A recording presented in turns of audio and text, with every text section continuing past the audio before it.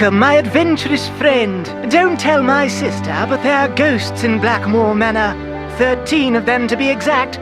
The problem is they're very shy, so they only come out when it's very late at night, usually just after midnight, and even then they only show up in quiet places, like the Great Hall, and the hallways and the conservatory. What's worse, they'll only come out for a very short period of time. But if you can find and touch all 13 ghosts in the time you're allotted, come back here and I'll give you a prize, one which I guarantee you'll enjoy. So who's ready to go on a ghost hunt?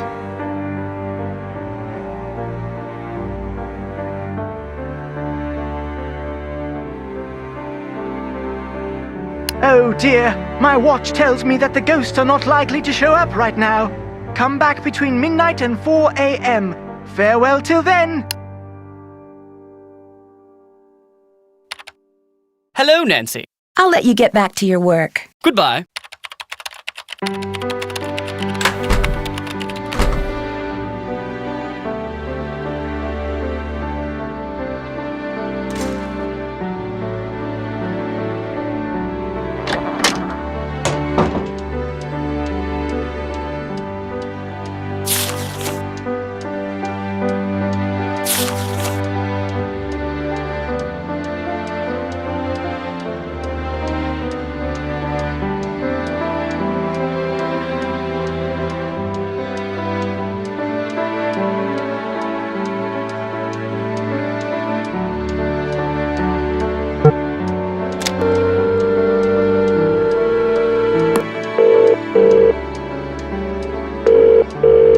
Hugh Penvillin here. Hello, Mr. Penvillin. This is Nancy Drew. I'm the one who's visiting Linda. You know, from the United States, across the pond.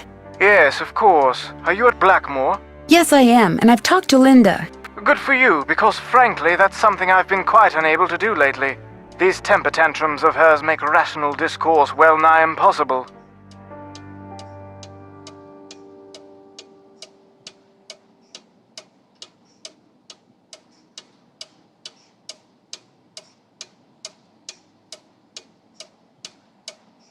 She gets angry for no reason? Absolutely none. We'll be talking on the phone about the weather or Jane's lessons or something equally innocuous, and suddenly she'll be bellowing at me and slamming the phone down. There must be something that sets her off. Everything sets her off. I promise you, these rages of hers are totally uncalled for and quite unbearable. I love her dearly, but she's making things very difficult. I understand that Mrs. Drake is your aunt? Yes, Aunt Letitia. We're not very close, however. She's always been rather aloof, much more interested in being a Penvillin than a person, if you know what I mean. Does Linda get along with her? As far as I know, yes, although I have caught my aunt eyeing Linda strangely at times. And of course there's the 6-month habitation clause. The what? According to the Penvillin rules of inheritance, the spouse of Blackmoor Manor's current owner, that would be Linda since I'm the current owner, the spouse of the current owner must reside in the manor for at least 6 months. Should she or he leave the manor before 6 months is up, ownership of one half of the estate immediately passes to the next legal heir. And that would be Mrs. Drake. Correct. I met your daughter Jane. Quite the bundle of energy, isn't she? I get the feeling that she's a little lonely. I'm sure she is, what with a private tutor instead of school and Linda being under the weather. And coming back to Blackmoor no doubt reminds her of her real mother. Renee and I were divorced almost 2 years ago. Jane went into a bit of a tailspin for a while, but she's come to adore Linda. She's been calling her Mummy since the day we were married. Have you spent much time on your father's computer? The one that's in the library? I dare say I've never touched it. Mathematics, computer science, linguistics, all the things that fascinated my scholarly father bored me to tears. He gave up on me quite early on. With Jane, however, it was a different story. What do you mean? From the day she was born, my father doted on her, far more than he ever doted on me. Read to her, bought her books, games. Truth be told, I was a bit jealous. He passed away when she was still a toddler, so it's unlikely she remembers all the attention he showered on her. But I do, and I still find it so out of character as to be mystifying. It was nice talking to you. This is an extremely busy time for me, so I apologize in advance if you call and I'm unavailable. I understand. Good. Cheerio.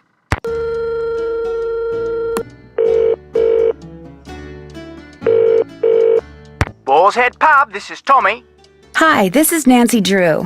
I'm supposed to call you if I want some food. Right. Nancy Drew, out at the old Blackmoor Manor, are you? Coo, you must be Hank Marvin up there. Pity about your kitchen, but we'll fix you up for some Becks posh. Just tell me what you'd like.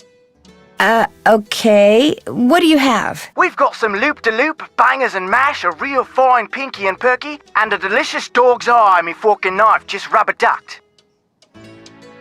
Hello? Could you repeat that? Sure, we've got some loop-de-loop, bangers and mash, pinky and perky, and a dog's eye, and they're all Robin Hood.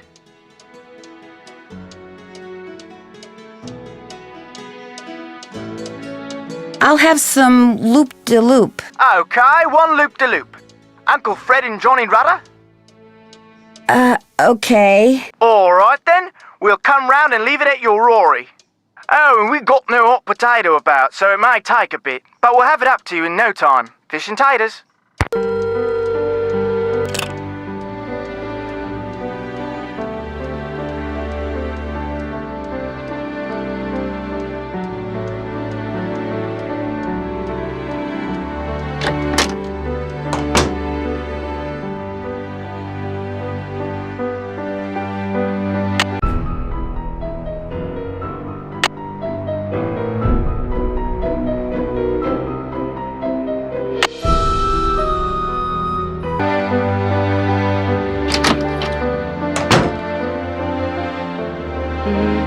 I used that to make cakes for Lulu the parrot. That's why the ingredients are so nasty. Like I would eat mealworms. Aren't you glad we don't have to use that thing to cook our food? I saw the kitchen. What happened to it? I guess you could say I happened to it. But it was Ethel's fault. She inspired me to study the oxidation rates of different kinds of cookie doughs. Only my snickerdoodle experiment got away from me.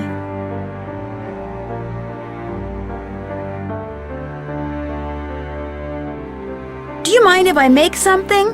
Go right ahead.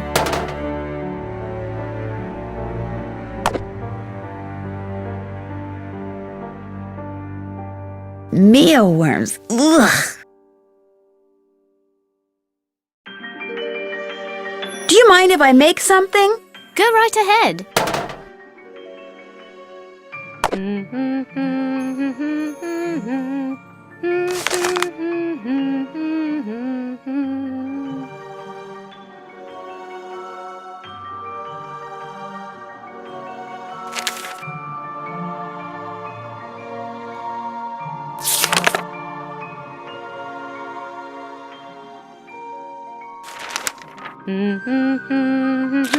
Nigel gave that to me when I was in the library once. I think he was hoping it would scare me, but it didn't. I'm too smart to believe in that sort of stuff.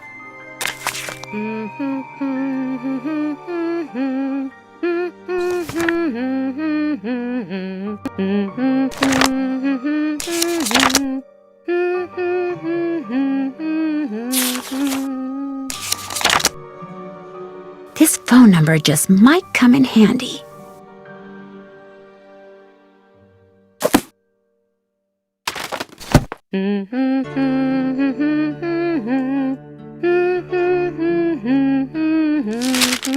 That's my family tree. Ask me anything about anyone. Go on, ask me. Tell me about Albert. He was very mysterious, and the people of Blackmoor were afraid of him because he knew all these scientific things. No one knows much about him, though.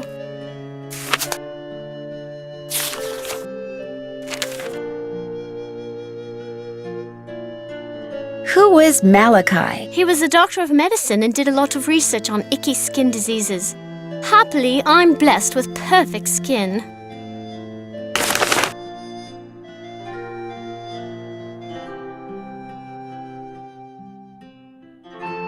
That was written by Charles Penvillin way back in like the 1500s. When I read it, it seemed really familiar, you know?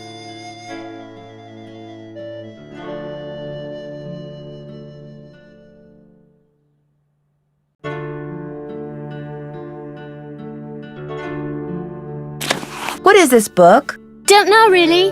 Ethel gave it to me. She said it belonged to my grandfather. Do you think Brady Armstrong is cute?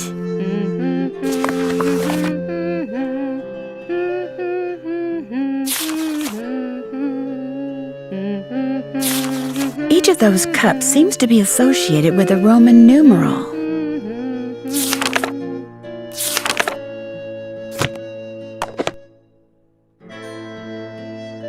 Who's this?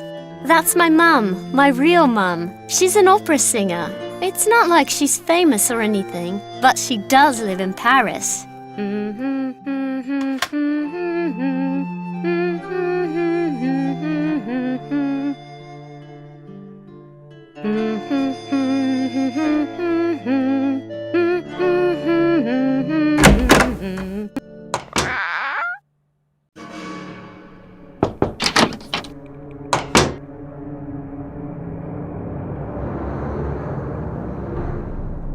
I'm sorry to bother you again, but Jane told me about the lady in black.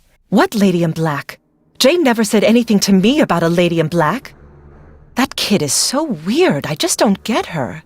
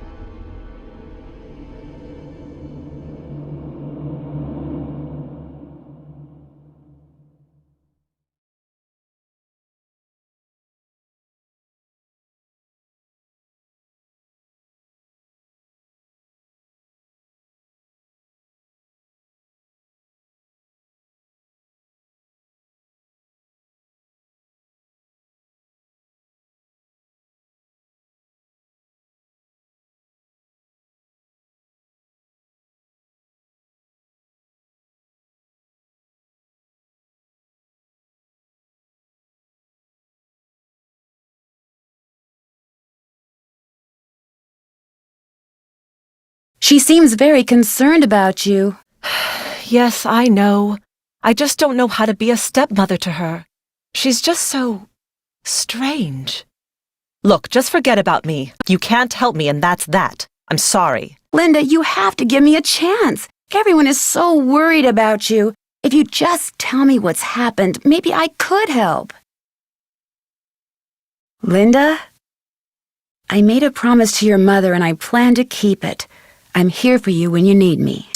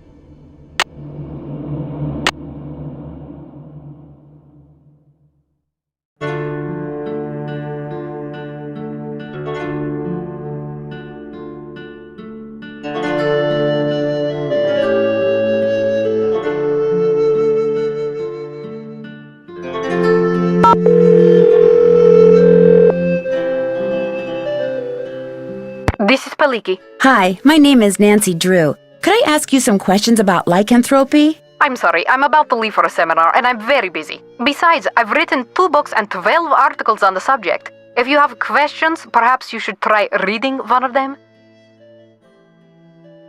I did. That's how I got your number. Well, if you didn't understand something, I'm afraid I really don't have time to explain it to you. I understood everything. It's just that I know someone who seems to be exhibiting some of the symptoms of lycanthropic Lycanthropic metamorphosis? Well, that's different. Talk to me.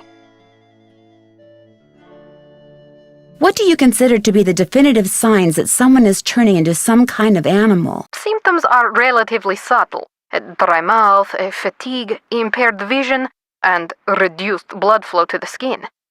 Is this person pale? Yes, but the really disturbing thing is she won't let anyone see her. She just lies in bed all day behind this curtain.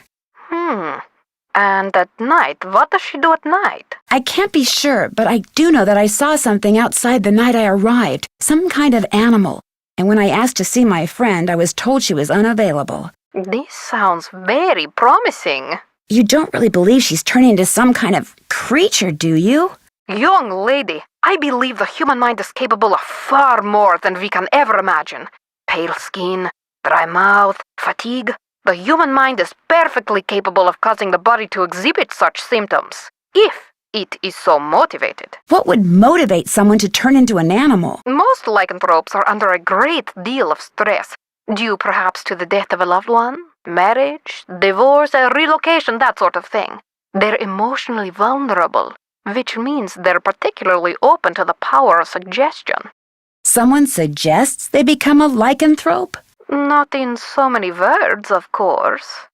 Somehow they get it in their head that they're destined to take another form. They see something, they read something, someone says something to them. Somehow they come to believe they're supposed to undergo a physical metamorphosis, and so, in their weakened psychological state, they do. Are temper tantrums symptomatic of lycanthropy? There are no hard and fast rules when it comes to lycanthropy, or almost anything else for that matter. But if someone believes that what they're changing into is irrational or has a bad temper, then they will exhibit irrational, ill-tempered behavior, especially if this is contrary to their former nature. Thanks for your time. You're welcome.